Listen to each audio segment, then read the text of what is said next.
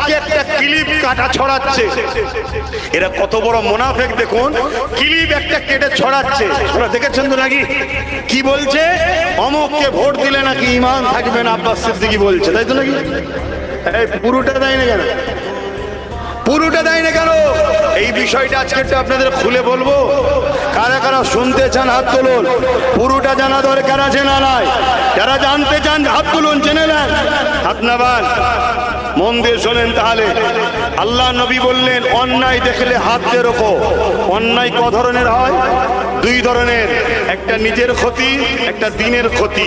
নিজের ক্ষতিটাকে পাপ বলা হয়, তওবা করলে মাপ আছে। দিনের ক্ষতিটা ইসলাম থেকে বেরিয়ে যায়। শুনছেন তো নাকি?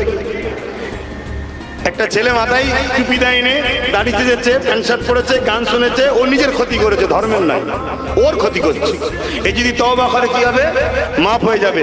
কিন্তু আরেকটা ছেলে একটা নেতাকে ভোট দিয়েছে, ও নেতা জিতে গিয়ে মসজিদ ভাঙছে, শুনছেন?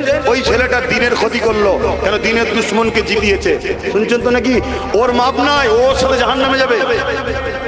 এই কথাটা বলা কি অসুবিধা হচ্ছে? এবার এই কথার বিপক্ষে যারা দলিল দেবে, ডাউট হচ্ছে ওরা দিনের দুশ্মনকে দিয়ে মাদ্রাসা মসজিদ ভাঙাতে চাই বলে আমার কথাকে কাটতে চাইছে। কথা মাথায় ঢুকছে না? ঢোকে না? এতবার যখন ওরা দিনের বিরুদ্ধে বলে,